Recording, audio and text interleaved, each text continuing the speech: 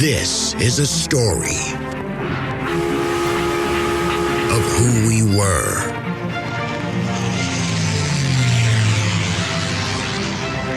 how we got here. Houston, the Eagle has landed. Roger, Tranquility. And where we are going.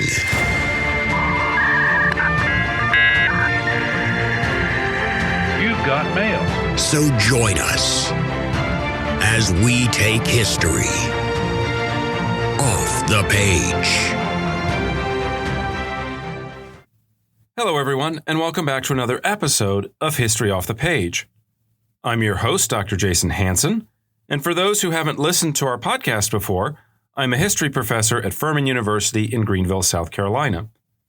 This is the 8th episode in our special series on the history of the Israeli-Palestinian conflict.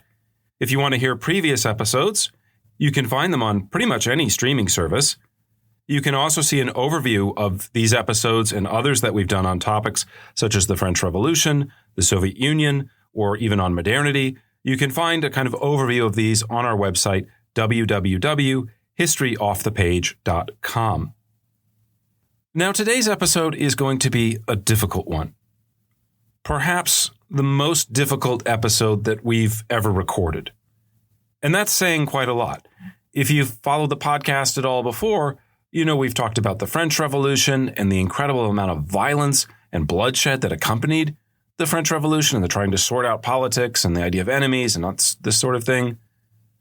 We've talked about the Russian Revolution, not only the bloodshed and violence that happens in 1917 and 1918, but moving forward to the Russian Civil War, talking about the rise of Stalin, talking about the gulags, the purges. So we're certainly not unaccustomed to talking about violence in history on this podcast. But the subject that we're going to talk about today, the Nakba, or the catastrophe, this is one where the memory of the violence obviously is still very much alive, where the consequences of the violence is something that we still feel and that we even watch and see on our televisions, or if you're on TikTok or X or Twitter, right? We can see images coming out of the war in Gaza today. So much of this goes back to this moment in 1947-48 with the Nakba. Why is there still conflict in the Middle East? This is one of the big questions in history. Why can't they figure it out when so many other countries eventually seem to have worked out their differences? So much of this goes back to the Nakba. The Nakba is basically the exiling of about 700,000 to 800,000 Palestinians from the territory that we would describe today as Palestine, or if you want to call it Mandate Palestine. But it's basically 700,000 to 800,000 people being driven from their homes. And not just sort of temporarily driven from their homes, but having their land seized from them, having their property taken. It is an incredibly traumatic episode that continues to ripple or to echo into modern times. Now, I'm going to put this out there at the start. A lot of you have strong views about Israel-Palestine. I'm a university professor. Towards the end of this semester in 2024, spring 2024, we saw these protests erupting on college campuses, right? People are watching the videos coming out of Gaza on TikTok, on YouTube, on X. There are a lot of people out there with strong views on Israel-Palestine, and that's fine. But what I'm going to put out here at the start is, regardless of what your views are, no matter which way you happen to lean, I'm probably going to say some things today that are going to piss you off. If you're looking for a podcast that is going to make you feel better and to make you feel like one side is right, the other side is wrong, black and white, it's very easy to understand. This is probably not going to be the episode that you want to listen to. Because the purpose of this podcast is not to make you feel sympathy for one side or the other. It's to help you understand, how do we get to the place we are today? We are going to talk today about ethnic cleansing. Ethnic cleansing does not just happen during World War II. It happens, obviously, as I'll explain in a little bit, in the Nakba. It happens again, obviously, in Bosnia. It happens in other contexts. Why does it keep happening? The feel-good podcast that just kind of reinforces your side or the perspective of the side that you feel sympathy for, that doesn't really help us, in my opinion, to avoid ethnic cleansing in the future. So we want to understand, why are these things happening, not try to mobilize you to take some position today on how you should feel about the war in Gaza or the broader question of Israel-Palestine. That's up to you. You decide what you want with that. But as I said, you need to understand the totality of the events and the figures and the context involved in this conflict. And unfortunately, a lot of the literature, a lot of the talking heads, a lot of the people that talk about this issue, they come from it from a passionate standpoint. They come from it from a standpoint that's very easy to feel sympathy for them. There's a lot of suffering in both sides in many cases. But as they tell these narratives and this history, there is a tendency to tell 60 to 70% of the story, and it's very difficult for them to see or to understand the perspective of the other side of the conflict, or the one that they don't naturally feel some sympathy for. And so it's my mission in this podcast, especially as we talk about a subject as difficult as the Nakba, as when we talk about ethnic cleansing. Right? It's easy in some respects to talk about the Nazis doing ethnic cleansing because nobody feels sympathy for the Nazis, or very few people feel sympathy for the Nazis. But I think we need to hear about the full context.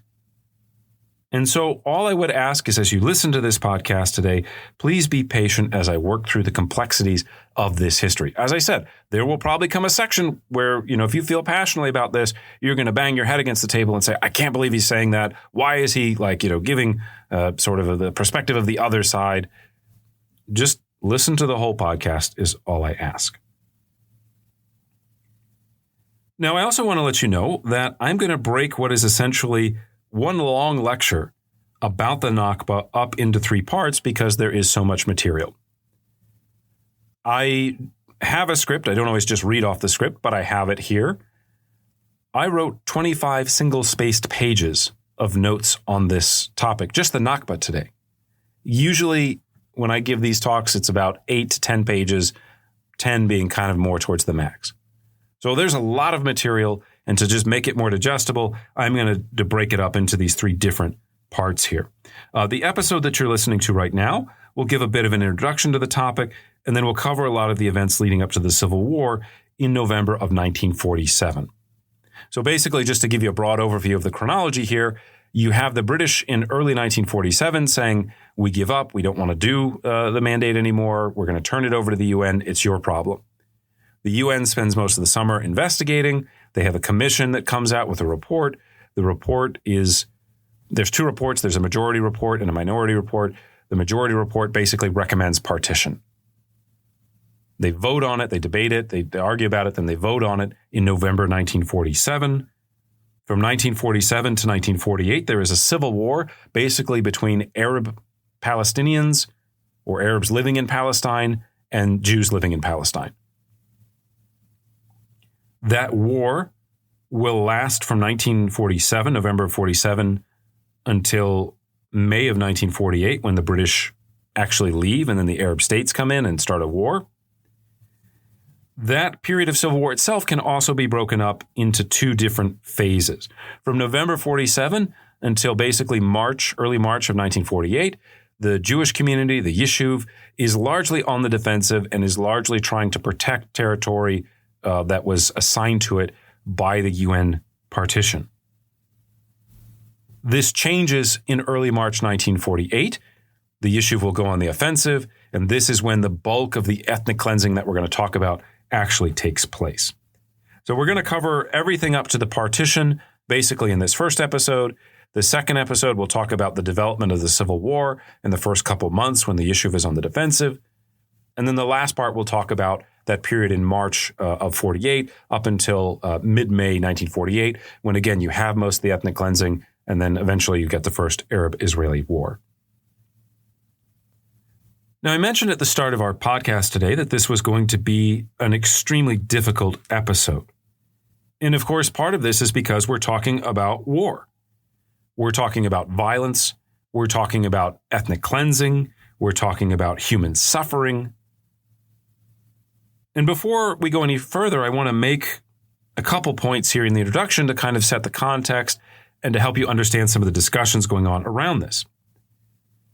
First, When I use this word ethnic cleansing, I want you to know that I am not using that in a political sense. I am not trying to mobilize you. I am not trying to exaggerate. I am trying to be very precise and very exact with my words. I know that I'm giving this lecture right now. This is June 10th, 2024 that I'm recording this. Obviously, there's a war going on in Gaza. Some of the critics of Israel have used the word genocide to describe what's going on. And I want to be very clear that as a historian, I don't agree with that. I reject that language. I think it's inappropriate and it's a misuse of the term. Now, that doesn't mean that I think what's going on is justified or acceptable. It doesn't mean that war crimes potentially haven't been committed, as the International Criminal Court has charged both sides with. But the casualty figures that we're seeing, these are taking place in the context of a war.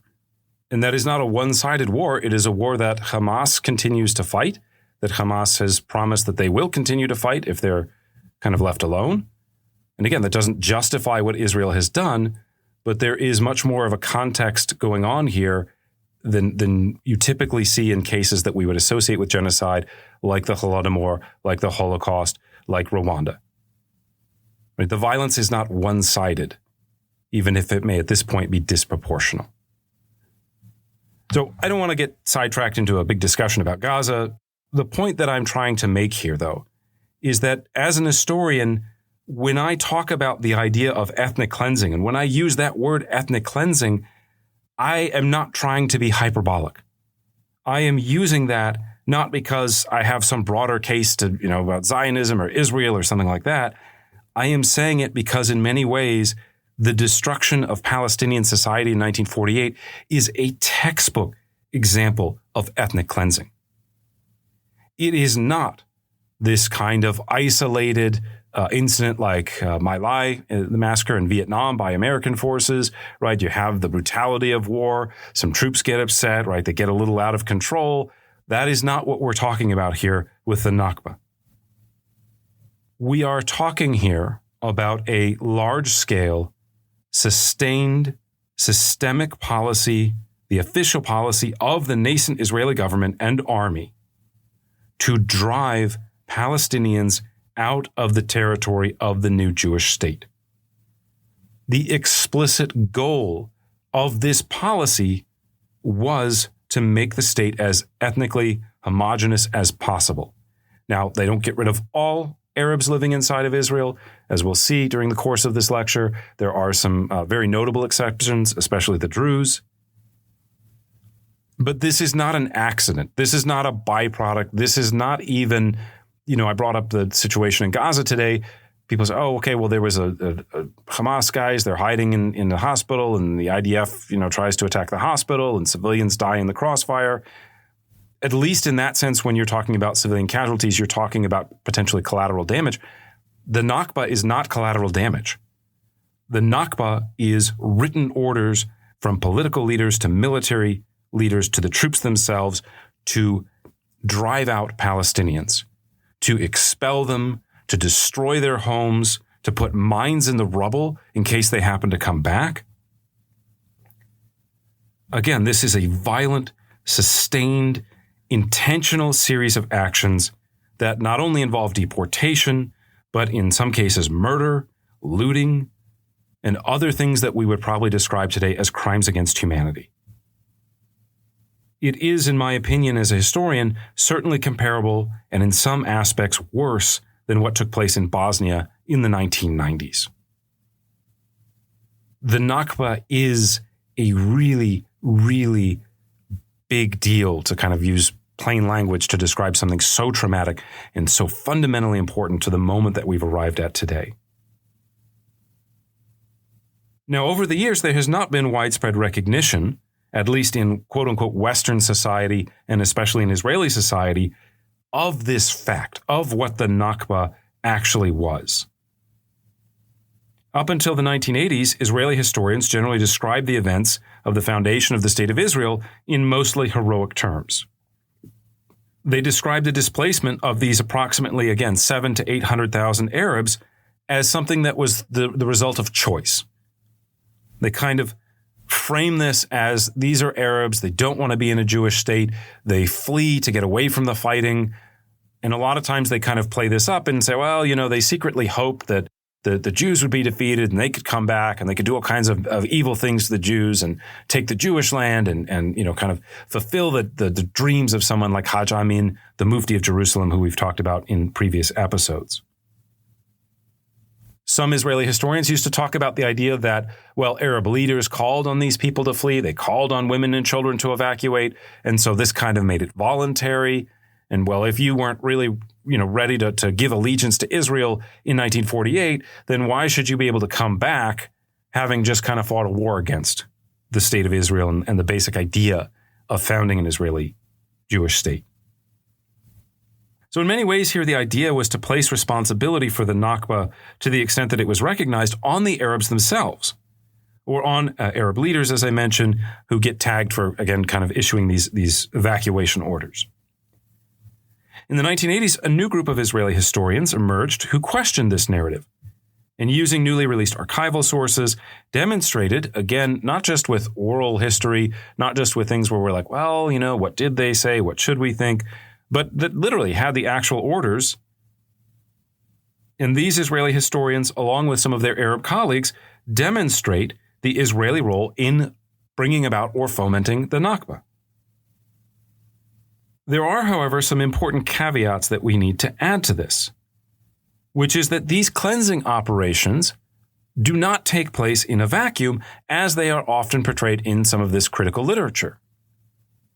In other words, many historians writing today, some who are Israeli, some who would identify as Jewish, maybe ethnically more than religiously, but some of them, when they talk about this, they kind of, this is what the IDF did, this is what the Zionists did, and they kind of portray this as happening in a vacuum. But the leaders of the Zionist movement are not some group of Bond villains sitting around the table thinking, how can we steal more land from the Palestinians? Ha, ha, ha, ha, ha, ha. These historical events happen in a context. And that context is trying to create a Jewish state, not just for the sake of creating a Jewish state, but having lived through an experience as traumatic as the Holocaust, living in a region that had become very hostile to Jewish immigration, to Jewish residents there. They are thinking about these issues in the context of, will the Jewish people even survive? Before World War II, before the Holocaust, as Nazi persecution is ramping up, what does the world do when they see Jewish suffering? They turn their backs completely on Jews. During World War II, almost all of European Judaism is eliminated or destroyed. There's nowhere for them to go. There's no one to save them. Even after World War II ends, we talked about this in our last episode. World War II is over. There's new waves of anti-Semitism in Europe. There are hundreds of thousands of additional displaced Jews who need some place to go. They can't stay where they are. And what do the British do, having vanquished Nazism? The British turn around and arrest them and put them in internment camps, send them back to West Germany, or what becomes West Germany in some cases. The British remain hostile and don't really seem to care about these Jews. So again, as David Ben-Gurion is thinking about these issues, as they're deciding what do we do about the creation of the State of Israel, it's not some kind of discussion happening in abstract or in a coffee table around this what could we do? What should we do? The conditions on the ground and globally are affecting the mentality of the people making these decisions. Think about something like the Holocaust. When we talk about the Holocaust today, it is for most of us an abstract event. We didn't live through it.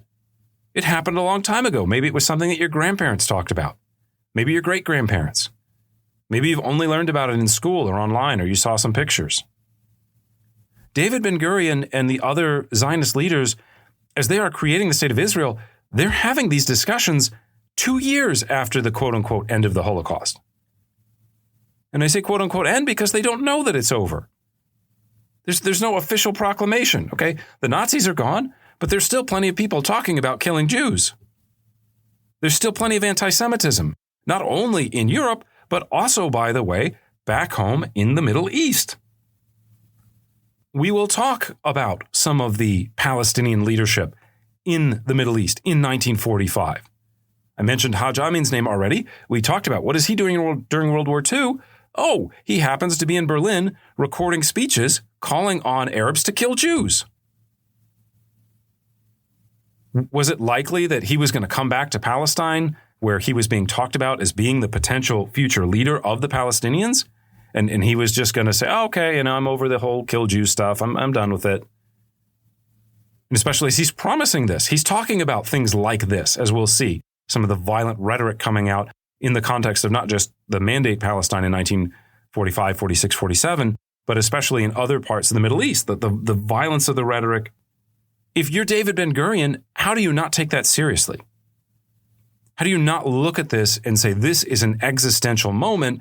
I have to do what's necessary for survival, what's right, what's legal, what international law says. These are all great ideas in a courtroom in The Hague today, that on the ground in 1947, 48 in Palestine, they don't carry a lot of meaning.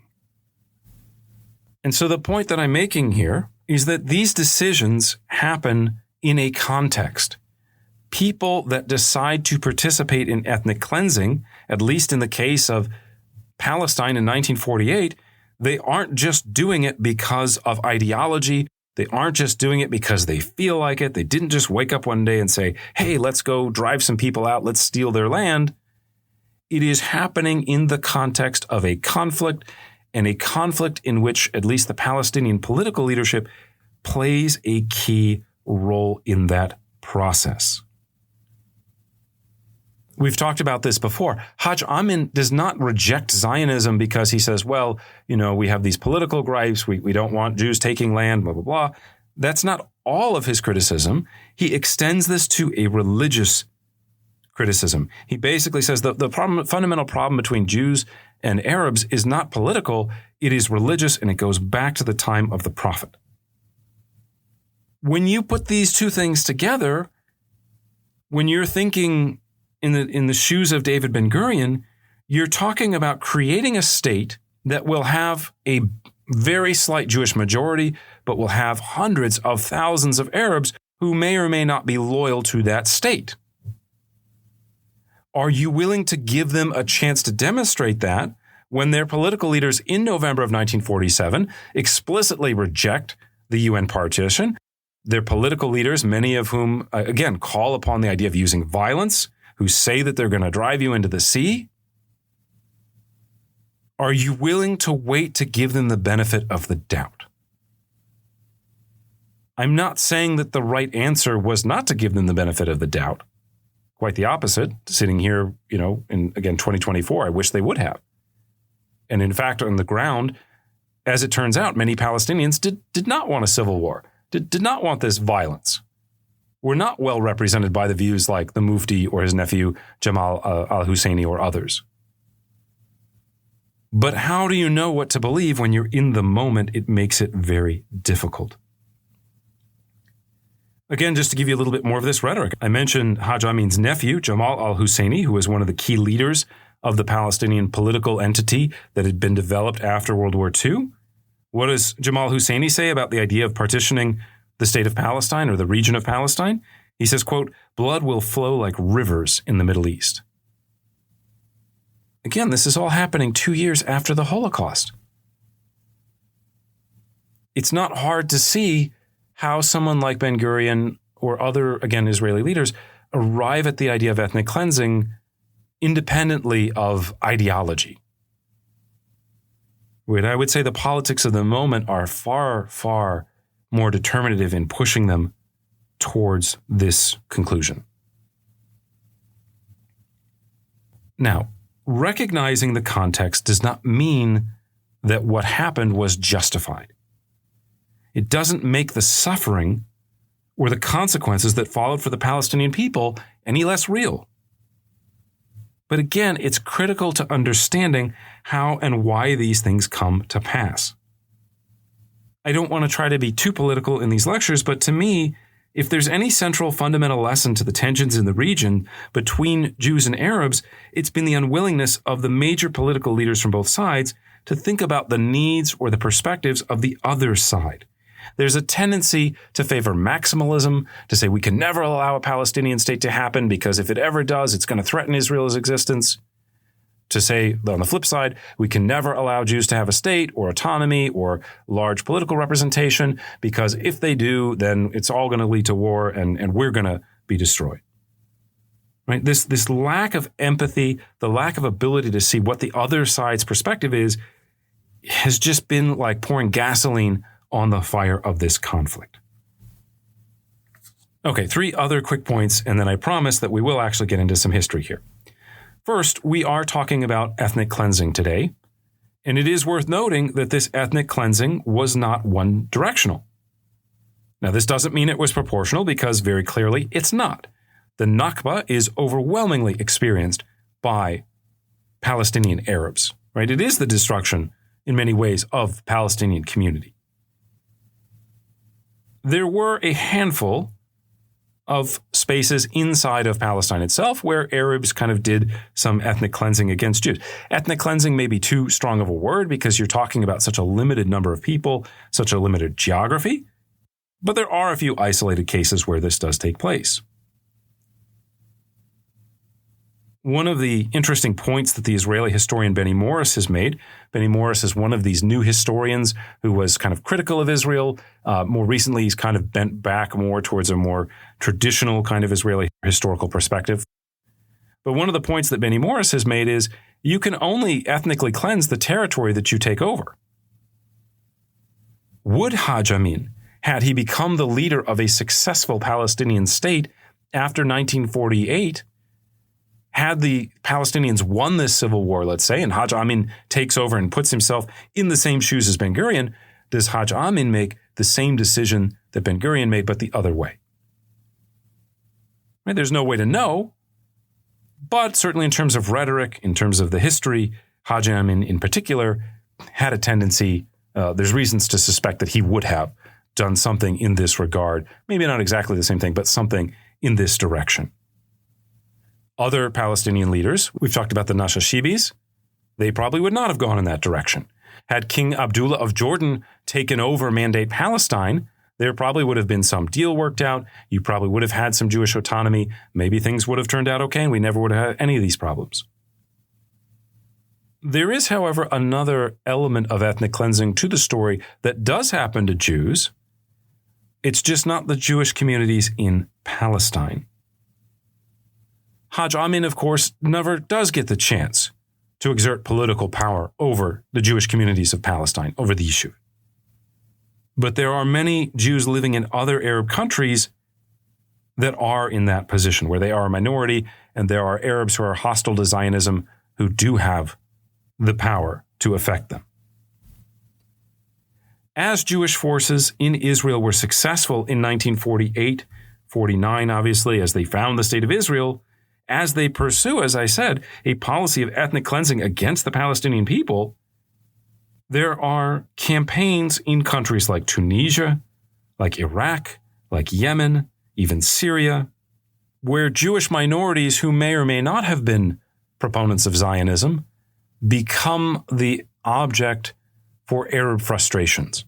In other words, if you live in Yemen, it is very difficult to make it to the battlefield in Palestine in 1947-48. How can you express your outrage? How can you get revenge? How can you defend the Palestinian people if you can't really defend them? The easiest answer, or to put this another way, the idea of justice, if you can't attack Israeli soldiers because they're not there, then you can attack Jews in your area who are there and use them as a kind of substitute for Zionists that aren't there.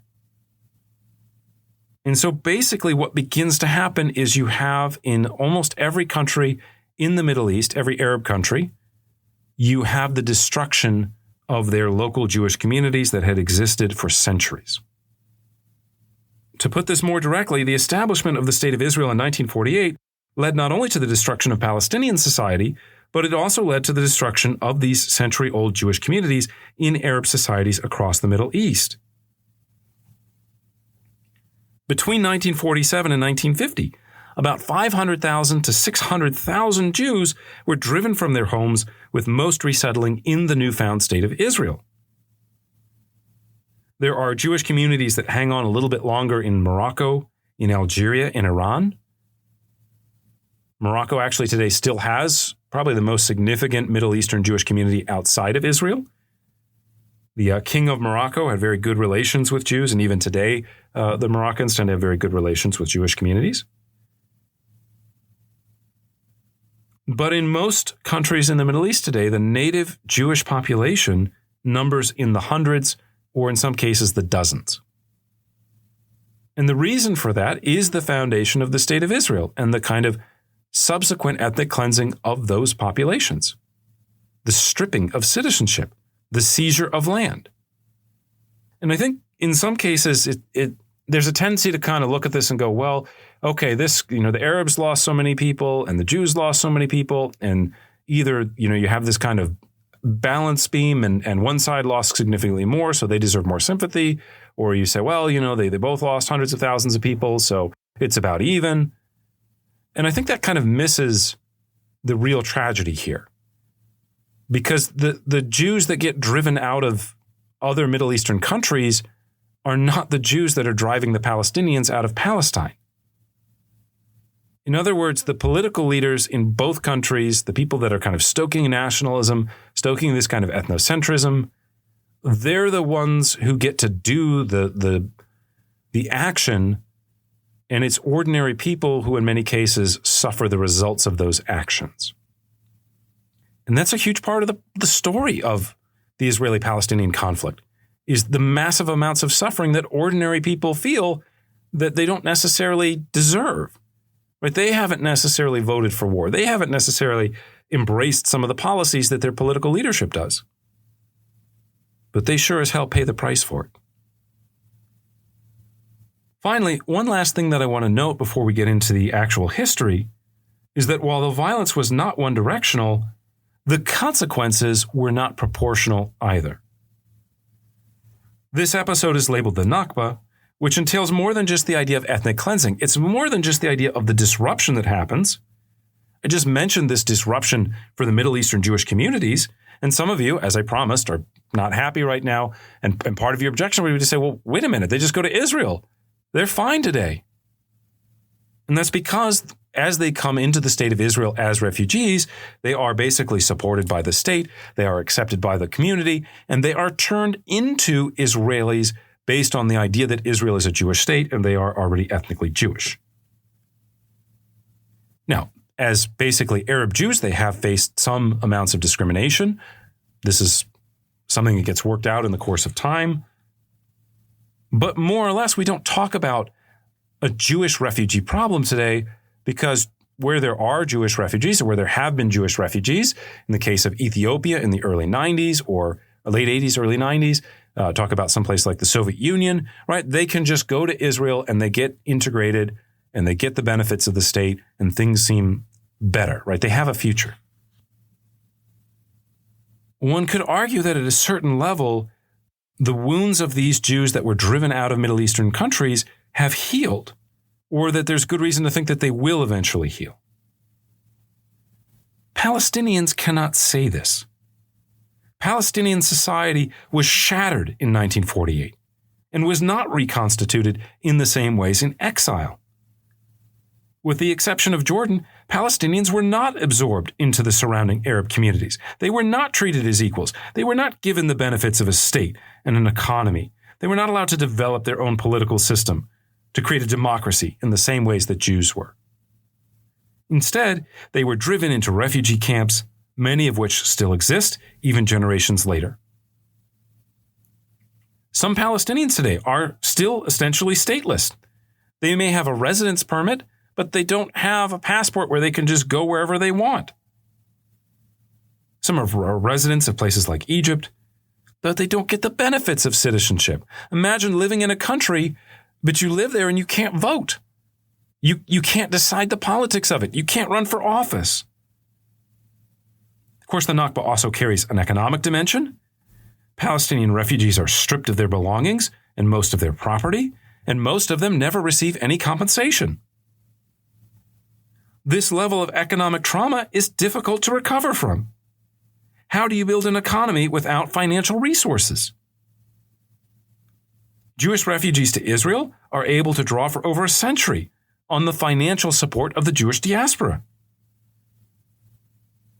While many Arabs care deeply about the plight of the Palestinian people, we have not seen the same type of investment or financial support in the Palestinian community beyond some limited acts of charity, some humanitarian support, and yes, some support for resistance or terrorism, if you want to put it that way. I'd argue that this has less to do with culture or desire and more with the practical issue that there is no Palestine to invest in at the moment, and there has not been for 70 years. Part of the Palestinian experience is division. Even today, even the closest that they've come, you've got the West Bank, you've got Gaza. They're ruled over by different factions. There's different rules, different laws.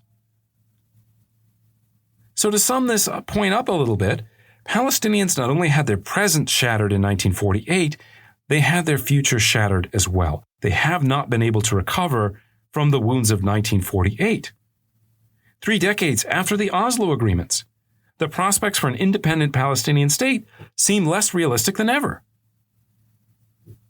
Now, conditions are better for Israeli Arabs, and it's important to note that Palestinians who basically stayed in the pre-67 borders of Israel, who were able to remain there, right, because many wanted to stay but were driven out, they tend to live much better lives and have much more mobility than their brethren that are in the West Bank or Gaza or have been driven into other countries. But basically, those living in the occupied territories have fewer rights today than they had immediately after annexation in 1967.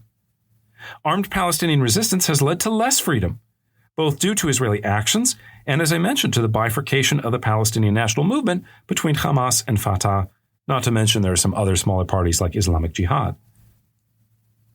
So again, one of the fundamental issues driving the current crisis in Palestine is that Palestinians do not and have not had a future to look forward towards, to build towards. And that is absolutely a direct legacy of the events that we're going to talk about today. Okay, I swear this is the last point, and then we will get to the history. I mentioned at the start that this was a difficult topic due to the intense nature of it, the suffering, the violence, the trauma, and the way that that trauma has rippled into current trauma and current images of destruction and suffering and death, etc. What makes this story even harder, however, is that it is not only the story of suffering. It is also in many ways the end of a story of suffering. Because the Nakba is also the Israeli War of Independence.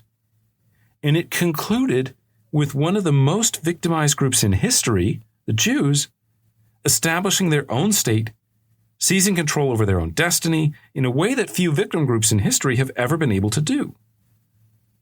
And just to be clear here, when I say victim groups, I'm not only talking in terms of history. I'm speaking about people whose lived experience was that of victimization, the targets of violence and repression, people who, just like the Palestinians in 1948, were refugees driven out of their homes. As I've said many times over the course of the previous episode, these were not wealthy Europeans who came to Palestine to seek a fortune, to be settler colonists, to take over the land and set up plantations, to exploit the local resources and the local population. For the most part, these are literally refugees.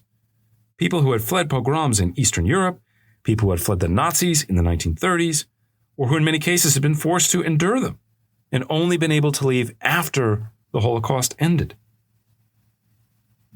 We're talking here, again, about Holocaust survivors, displaced persons who were driven out of their homes after World War II. And so what makes this really hard for me is that at the same time that this is a tragic story, the story of loss and unbelievable suffering. And again, it absolutely is. It is also a heroic story, a story of liberation, of the oppressed finding a way to no longer be oppressed. These two experiences, triumph and statehood for Jews, failure and exile for Palestinians, these are two sides of the same historical coin. And I realize it's so incredibly hard for us to see both sides of the coin at the same time. Right? Take a coin out of your pocket. You can really only look at one side at a time. But if we want to understand the history and the rationale behind why people are doing what they're doing even today, why people perceive these events the way they see, why they seem so blind to the suffering that the people that we feel sympathy with are experiencing, we have to find a way to see both sides of the coin simultaneously. And so again, that's the mission of today's episode. Okay, let's pick up our story with the idea of the United Nations and the partition, which in theory was supposed to solve these issues so that we wouldn't have violence and bloodshed. We could kind of rationally award the territory to whichever group was theoretically supposed to, quote unquote, have it. This was, after all, one of the reasons that the UN was founded. It is the whole idea that we can debate things, we can rationalize, we can negotiate, and we can avoid the kind of violent struggles that gave birth to World War I and in some ways World War II. So when we last left off, we were talking about the Jewish revolt, talking about terrorism that various Jewish groups are using against the British, trying to drive them out of Palestine. And on February 18th, 1947, in a moment when Britain is suffering through a tremendously bad winter, they're still trying to recover from World War II, they can't afford to keep a large garrison in Palestine, it no longer makes sense. So on February 18th, 1947, the British officially turned the issue over to the newly formed United Nations. Now, on the one hand, this made a lot of sense, right? Again, this is what the UN is created to do. Shouldn't we just get rid of this problem? We can go and worry about other things. Some historians have speculated that the British actually hoped that the UN would fail. That basically the British position was, we would really like to go in and knock some heads together. We would like to have a repeat in some ways of the brutal crackdown experienced from 36 to 39 with the Arab revolt. But we can't just do that right after World War II, right? We're going to look like the bad guys. So if we turn it over to the UN can't figure it out. The UN says, come back in and solve the crisis. Then maybe Britain could find a way to kind of finagle its way there. I don't know. You could go either way on it, but these are theories that are out there. What does happen in the history, though, is that they refer the issue to the General Assembly, not the Security Council. And as part of the General Assembly, you need a 2/3 majority to endorse any plan. Now, in the context of the Cold War, getting the United States, the Soviet Union, and most of the other countries around the world to endorse anything seemed very unlikely. We should point out, too, that when we talk about the membership of the United Nations, colonialism is still kind of fully existent at this point. We are not talking about all the nations of the globe. We are talking about North and South America. We are talking about Europe and some parts of Asia. There was very little representation at this point from countries in Africa. On May 13th, soon after this happened, the United Nations set up its own investigative commission called UNSCOP, represented by 11 member states. It included former British domains such as Canada, Australia, and India. There were communist countries like Czechoslovakia and Yugoslavia. And there were several seemingly more neutral states like Guatemala, Uruguay, and Peru. I say seemingly because Czechoslovakia, Uruguay, and Guatemala had already been outspoken supporters of Zionism. This was, however, in the eyes of the UN, balanced by the inclusion of Iran and India and Yugoslavia, all of which had large Muslim populations, either a minority or a majority in the case of Iran. And so the assumption was that because there were large Muslim populations, they would feel sympathy for Arab Muslims as well. Now, this UNSCOP commission began a 5-week-long series of investigations and testimony in late May 1947. Stop me if you've heard this record before. We've already seen commission after commission, examining things, interviewing witnesses. It's kind of funny that they don't just go back and use all the testimony that existed before, because essentially they keep doing the same thing, trying to kind of solve this impossible problem. Now, as this is going on, the events that we previously spoke about during the episode on the Jewish revolt drive tensions in the region and only increase. The Lehi and the Etzel, which were Jewish kind of paramilitary/terrorist organizations, continue their campaign of anti-British terror, including kidnapping, murder, and at one point they even stage a prison break. The summer of 1947, when the UN commissioners are there trying to gather their evidence, also happens to be the same summer that the Exodus 1947 is trying to make its way from France all the way to Palestine. And of course, we talked about this in a previous episode. The passengers, the refugees get beat up. They get sent back to Germany. They actually get put in internment camps. And so as all this is going on, right, we're seeing these clear visual arguments as to why there needs to be a Jewish home. Right? This, again, it's not just happening in abstract. It's not just people sitting around the table reading Herzl, thinking about, settler colonialism and, let's grab land. Like, this is the context that this is going on is one in which Jewish suffering is incredibly prominent and incredibly visual for people around the world. As we mentioned, at the same time, the Mufti, who had been, again, the main Palestinian political leader in the 1930s, to some extent in the 1940s, although he spends a lot of it in Berlin during World War II. At this point, he's now in Cairo. And his followers, in the summer of 47, organize anti-Zionist demonstrations.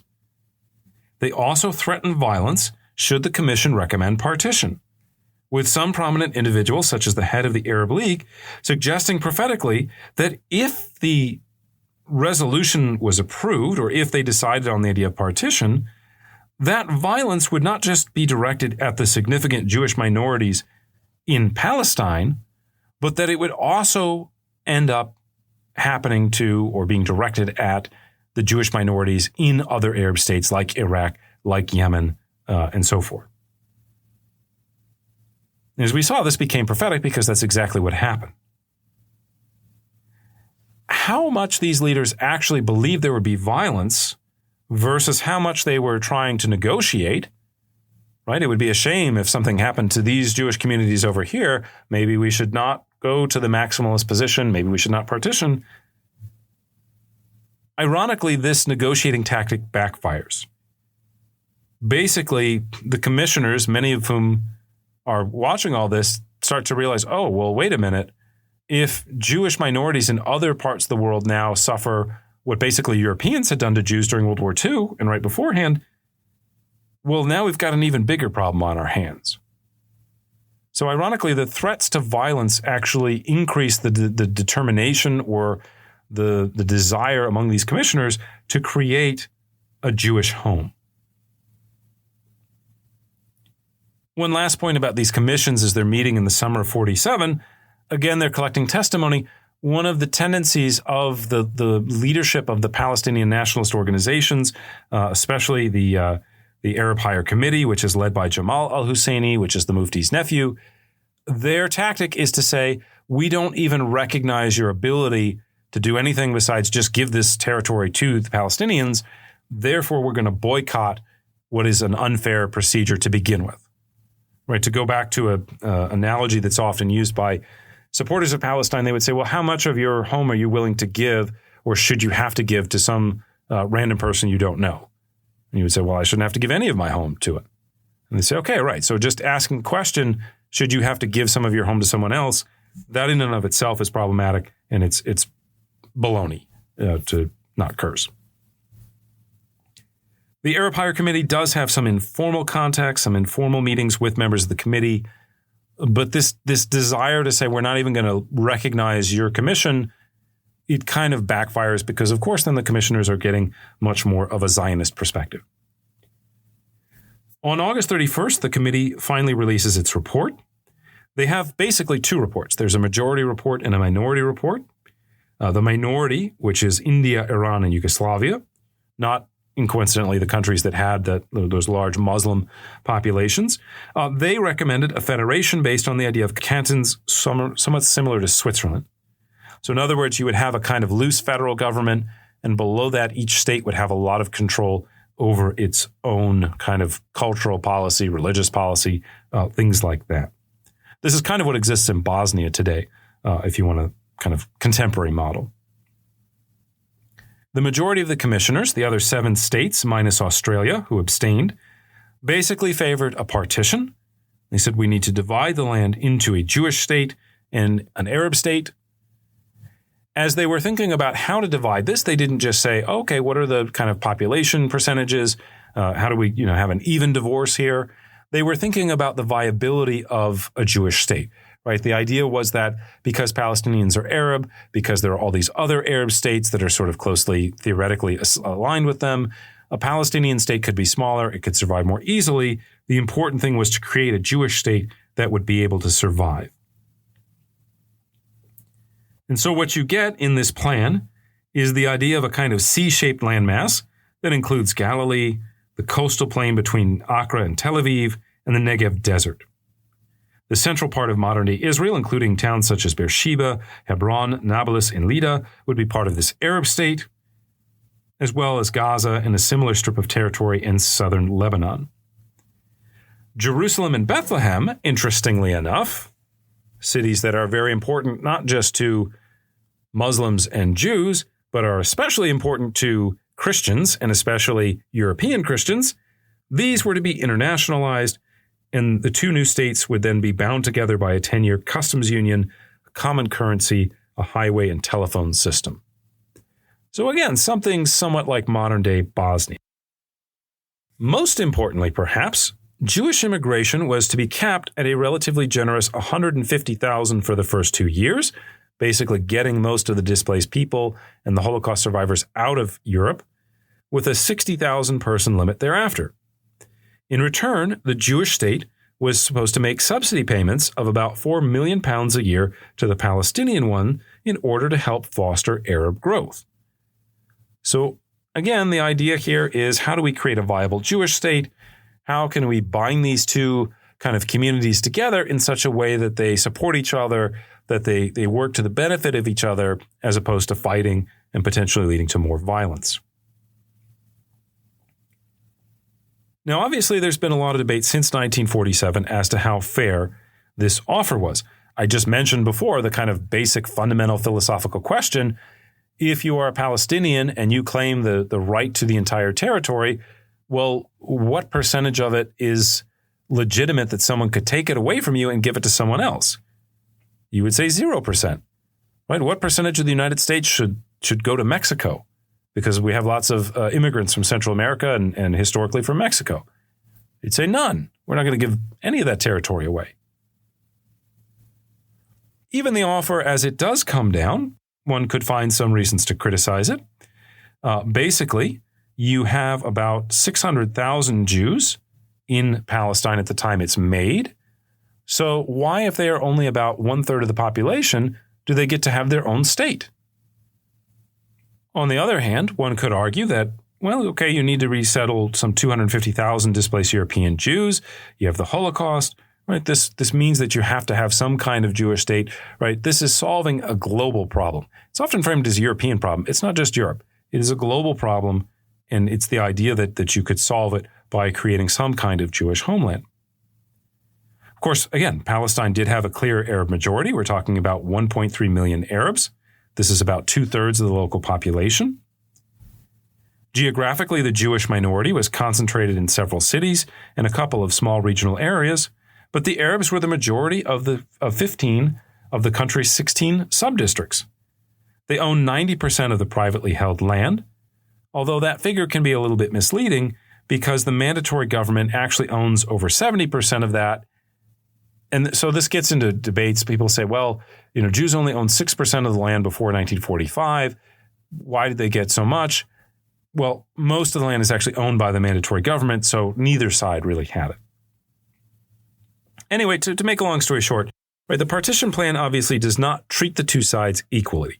It is not coming to a kind of meeting between divorce lawyers where they say, okay, how do we split this 50-50, or how do we split it proportionally between the 2 sides?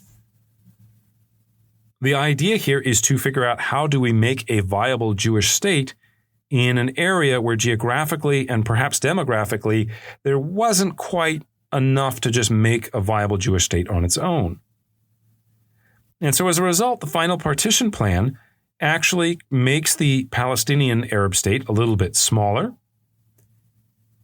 It makes it overwhelmingly Arab. There's going to be about 800,000 Arabs and just 10,000 Jews there. But the Jewish state, by contrast, would have 538,000 Jews and just under 400,000 Arabs. So you're talking about a state that 40+% of is automatically going to start as a minority. Well, if the Jews were 1/3 of Palestine and they got to have their state, why then would 40% being Arab, why wouldn't they then get their own state? Why don't they get the same deal or the same right to national self-determination that the Palestinians get? It's not my purpose here to convince you that one of the arguments was better than the other. What is fair, right? That's kind of in the eye of the beholder. The point is that it's very easy for either side to look at their position and say, well, this is acceptable, this is fair. What I mean by that is that it's easy for the Yishuv to look at it and say, well, you're creating a Jewish state. We like that idea. It seems viable. We're okay with it.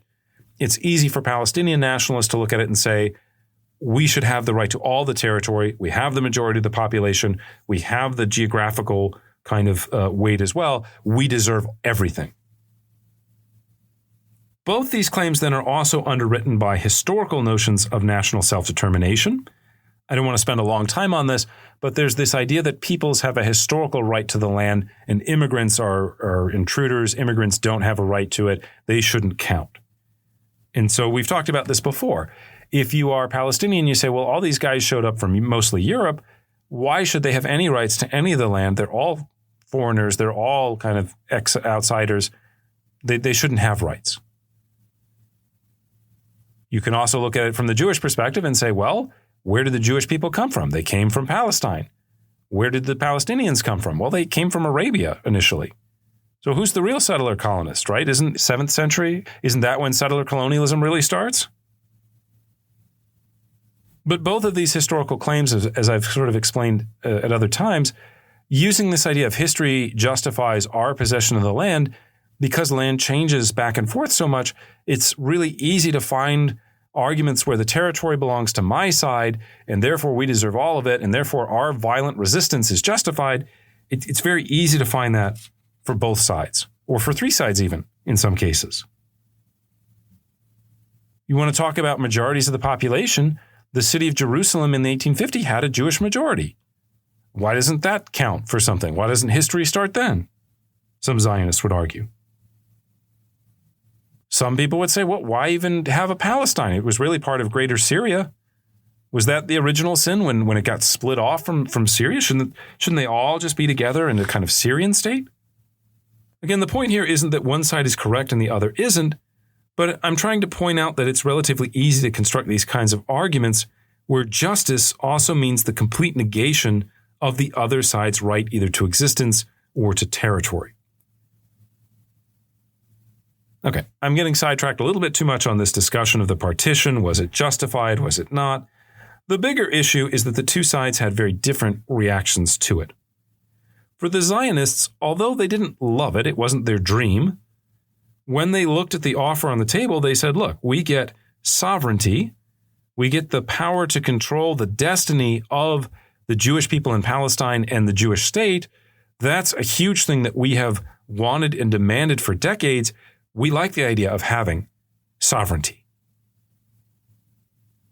The second thing was the right of immigration.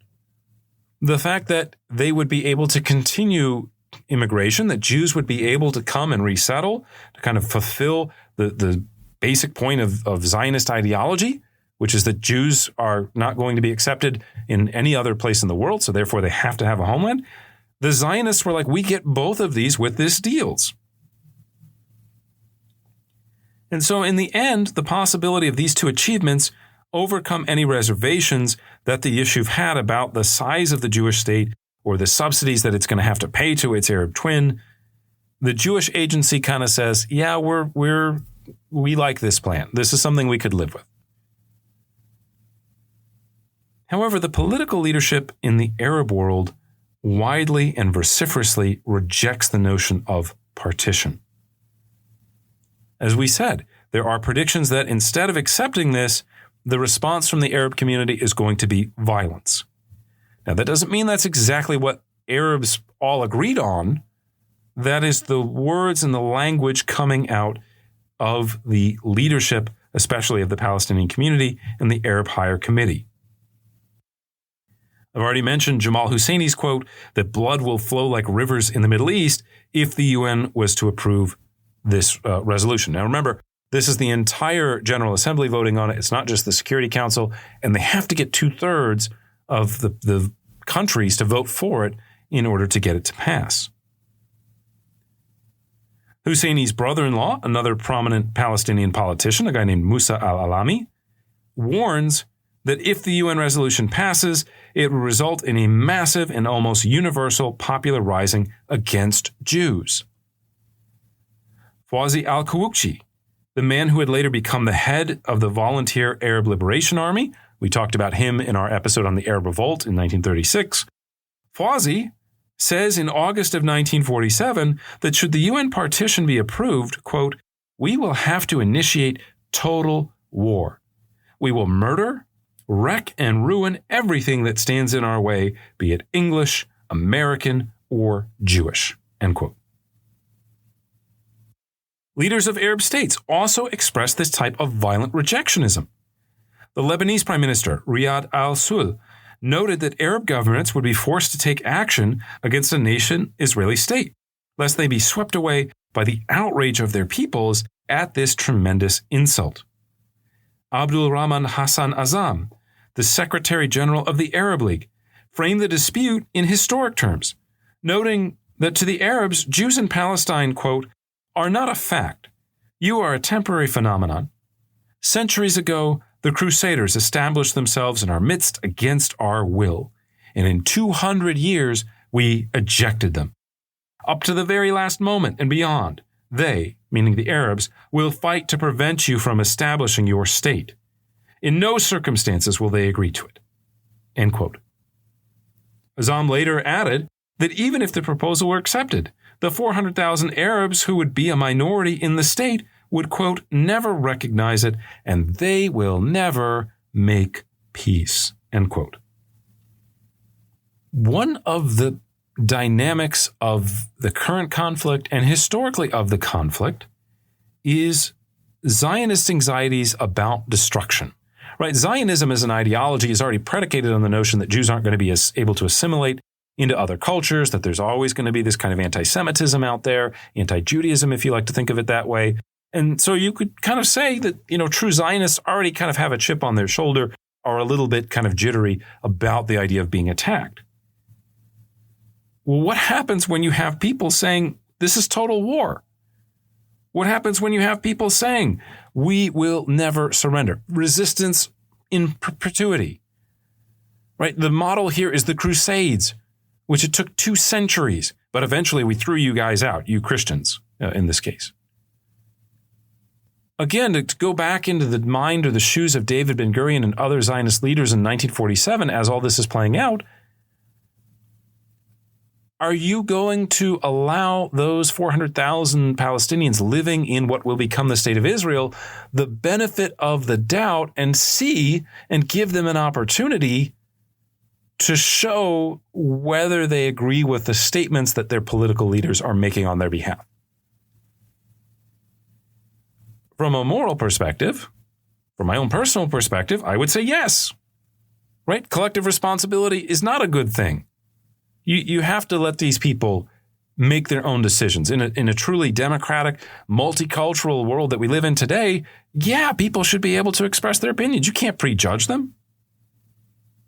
But in the moment right after the Holocaust happens, Zionist leaders are not in a position, physically, militarily. They don't know that they're going to win the Civil War. They don't know that they're going to win the first war of Israeli independence. You can at least understand why they don't look at the question from the perspective of a humanist and say, well, what is this experience going to be like for the individual people living in Palestine while they are in 1947 already suspicious, wondering, thinking about the idea of population transfer, right? It's in the air. It's fostered by the context. To get back to this story of reactions to the peace plan, at an emergency meeting of the Arab League on September 16, 1947, the Arab states not only reject the plan, but they also vote secretly to start supplying the Palestinians with weapons and other war supplies for what they expect will be a conflict. And we'll get into that in just a few minutes. Okay, looking elsewhere around the world, some other reactions to the plan. The British obviously would seem to be pretty important in this regard. The British, even though they had agreed to end the mandate, basically reject the idea of the partition plan. It was an idea that they had kicked around in 1937, but eventually abandoned. By the time you get to the end of World War II, the British have begun to kind of pivot more significantly or more proportionally towards supporting Arab nationalism. To make a long story short, that we've kind of covered in other episodes, by this point, the British have realized that they need oil. And they need friendly governments in places like Saudi Arabia, like Iraq, in order to support their recovery. And after several decades of kind of supporting Zionism, they start to realize Zionism is not popular in the rest of the Arab world. You can't put the two, Zionism and Arab nationalism, together and get them to go along with each other very well. And so basically the British refused to endorse the plan. And their official negotiating point is, unless both sides agree to it, we're not going to get on board. We're not going to agree to it. Of course, the British by 1947 don't matter as much, right? We're living in the dawn of the superpowers. And so really the Americans and the Soviet Union are going to be the ones who really are going to decide this issue. We talked in the episode on the Jewish revolt and a little bit in World War II about why President Truman was so sympathetic to the idea of creating a Jewish homeland. This wasn't universally felt in the American government, especially in the State Department. There is also this concern, sadly, about getting Arab oil. And so there's also a sort of sentiment about, well, we should be buddies with the Arabs. Who cares about Jews and who cares about this idea of a Jewish homeland? In the end, however, Truman was the president, and he is able to push through American support for this idea of creating a Jewish homeland. Truman, of course, not completely lost on him that at this point, most Jews in the United States are voting for Democrats. He wants the support of the Jewish community. And so, he's a president. He's a politician. He also had personal convictions that, again, favored the idea of Zionism. What's interesting about the story of the foundation of Israel is that in this burgeoning moment of Cold War conflict, you'd think, well, okay, if the Americans are for Israel, then the Soviet Union would necessarily oppose it, right? That's basic Cold War politics 101. Whoever is the enemy of my enemy is my friend. But for the Soviets, in this moment, they hadn't really plotted everything out. They didn't understand the full dynamics of the Cold War. The chief goal in the Middle East was neither to support or reject Zionism or Arab nationalism. They didn't really care about it very strongly one way or the other. The bigger issue was, how can we screw up the British Empire? How can we undermine all these capitalist imperial governments that have stretched out over the world? How can we undermine them? How do we get the British out of Palestine without opening a door for the Americans to kind of wade right into it? And so as this is being kicked about, the idea of creating a Jewish state has some appeal to the Soviets, even as they are starting to embark on a campaign of anti-Semitism in the USSR. Part of this is because of the nature of Zionist politics, which tended to be very left-wing, very strong labor movement, and the idea of the kibbutz, which we've talked about, right? This is essentially a collective farm, right? So there were some ideological reasons to think this little Jewish state in a sea of Arabs, they might actually want to be on the Soviet side in the Cold War. And so on October 13th, 1947, just 2 days after the United States, the Soviet Union officially endorses the UN partition. On November 29th, 1947, with the American bloc, the Soviet bloc, and also with the help of some of those South American countries that were, again, kind of very Zionist or pro-Zionist, the General Assembly adopted the plan known as United Nations Resolution 181 by a vote of 33 to 13. Now, we'll talk about the effects of this vote in our next episode when we get into the Civil War. But what I want to do here at the end of this episode is to highlight that the UN vote became the decisive moment in the history of Palestine, the moment when the decision about the fate of the territory finally arrived. Now, this wasn't necessarily obvious to the people of the region, be they Jewish or Arab at the time. There is no grand sign saying, okay, this is the moment, we're done talking, this is when we're going to, decide the fate of history. There had already been so many plans. There had already been so many commissions and recommendations and reports. Why would this one be any different? Especially if one side, in this case the Arab side, was so adamantly opposed to it, right?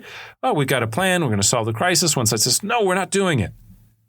Well, okay, we got to go back to the drawing board then, right? But in essence, the UN partition plan, its passage, sets in motion forces that could not be controlled or stopped. Actually, later on after the Civil War breaks out, after it gets to be, again, into the territory of the Nakba, the American government will start to say, well, maybe we should not do this. Maybe we can come up with some other plan to save the Middle East, to restructure it. But by this point, it's already too late. Events on the ground are going to be determined by bullets and guns and trucks and blood. The time for discussion, one could say, ends with this UN partition vote. The outcome of these events, on the one hand, for the first time in 2 millennia, the formation of a Jewish state, the end, in some ways, of Jewish exile and powerlessness and wandering, the fulfillment of Zionism or of the Zionist dream. But at the same time, the partition, not just of the immediate partition of the territory of Palestine, but ultimately the partition of a Palestinian state, the erasure of a Palestinian state, the shattering, as I mentioned, of Palestinian society. People don't realize it in November 1947 when they're voting for this partition. They think, well, maybe this is a way out of the crisis. Maybe this will solve the problem. It is actually the spark that sets off the fire or the explosion, historically speaking. But we'll explore how this happened in our next episode. For now, I just want to thank you for listening. If you found the podcast useful or interesting and you want to support us and help us, please recommend us to your friends and family, especially those of you who use social media. If you could, make a post on social media and just say, hey, I found this podcast, History Off the Page. It was great. It was informative. It was balanced. Whatever you want to say. If you could just make one post on social media, recommend it to your friends and put a link there so they could just click right on it, that would be enormously helpful to us. I am a college professor. I don't really have a whole lot of institutional support. I don't really have a lot of time to spend on social media, right? I have a day job. So the number one way that we spread awareness of this podcast, that we make it effective, that we help get the word out there is through social media, and especially through listeners like you. So if you could, we would really, really appreciate that. Again, thanks so much for listening. That's it for now. Hope you join us next time as we take history off the page.